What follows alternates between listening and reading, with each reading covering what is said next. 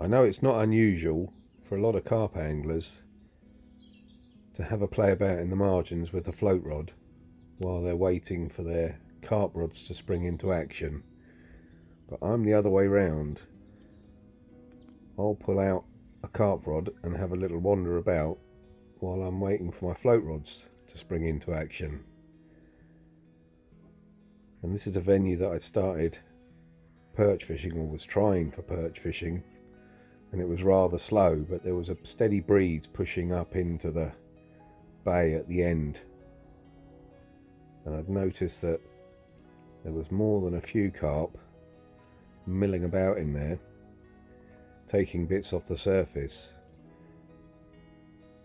And I've always got some surface pellets and a spare rod somewhere about my person, so I reeled in the float rods, pulled out my trusty old Paul Smith cane and Alcock's aerial reel, and trotted off up into the shallows to see what I could find. Now, a lot of people wouldn't bother surface fishing at this time of year, but for me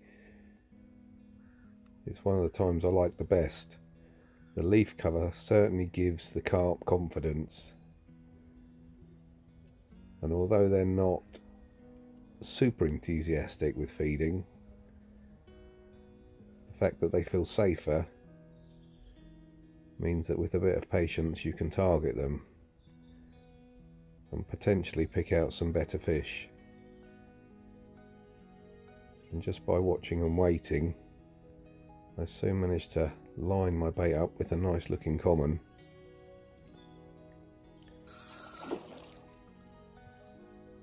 And he popped up and took it. Now, the reason that I'm perch fishing this venue, or trying to perch fish this venue, is because I know that there's good depth in the margins, and this fish was certainly taking full advantage of that, plunging down to the bottom before coming back up to the surface. And every time I thought I had the battle won, so it would splash on top and then head down deep again. It's certainly giving the cane a good workout. But eventually the battle swung in my favour. I was able to net a very nice looking common, and it is something that I've noticed at this venue. The commons in particular are in immaculate condition and are particularly good looking fish. Lovely and deep. And this one was probably somewhere around the mid doubles mark. But a lovely fish. Then it was back down to the perch rods to put those back out near the lilies and stand and watch a couple of floats for another couple of hours. But I couldn't fail to ignore the fact that there was some more carp feeding up the top, and by now the breeze had pushed a great raft of leaves up into the top bay, making the carp quite difficult to spot. But they were there. But picking out a big one from a small one was even more difficult because of the cover. But again, a little bit of patience, and the fact that the banks are quieter this time of year, meaning that you can take your time, meant I could spend a little bit of time just waiting for the fish that I like the look of. Now, unfortunately, as good as touchscreen cameras are, when you're scrabbling about in a fight, you touch the screen and turn the recording off, and that's what happened here. But I did land the fish. I did hook and land the fish, and it was another lovely looking mid double common, maybe a little bigger than the first. And then once again it was back down the other end to look at a perch bob for a while, and you can see just how many leaves have been pushed along, building up against the line. And eventually I actually got the species that I went there for. Not a massive example, but a start. But then again, I could still hear fish moving around up in the top bay. I thought maybe I'd go up there for one more look, one more go.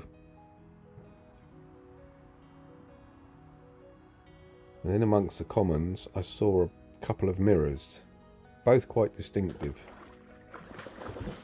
And I thought I'd got the bait in front of one of them, but it very quickly became apparent that it was actually a much smaller common that had shot out from underneath the leaves and grabbed the bait.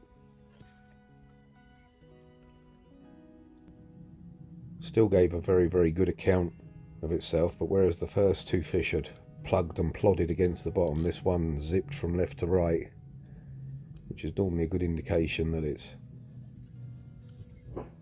not quite as big,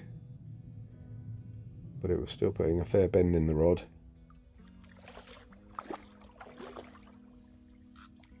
But I wasn't to be denied, and that one too found the back of the net.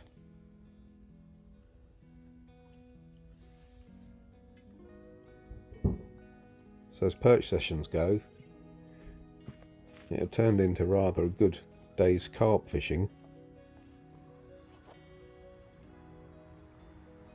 And having caught carp off the surface in every month of the year, this probably won't be the last outing for this cane and pin. It'll probably come out again in December and January and February. See if we can't manage a few more. But this was a very nice way to round off a Saturday afternoon in November.